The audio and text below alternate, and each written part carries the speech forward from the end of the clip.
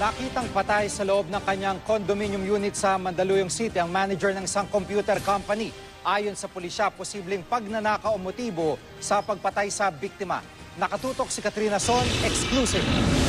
Hustisya ang hingin ng mga kaanak ni Jose Jonald Jobet Lim Ramos. Hirap pa rin silang tanggapin ang sinapit ng biktimang natagpo ang patay sa kanyang tinitirahang condominium unit sa Mandaluyong City.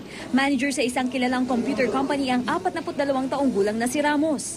Ayon kay Janeline Abellera, napakabait ng kanilang kapatid.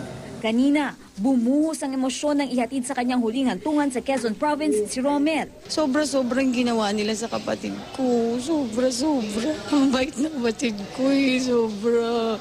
Napakabait ng kuya ko.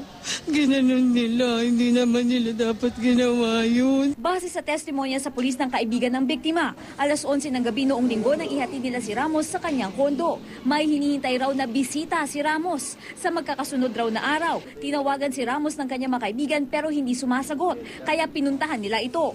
Pagpasok nila, tumambad na raw ang dugo ang katawan ng biktima. Ayon naman kay Police Chief Inspector Melanie Martirez ng Mandaluyong Police, pagnanakaw ang isa sa maaaring motibo sa pagpaslang sa biktima.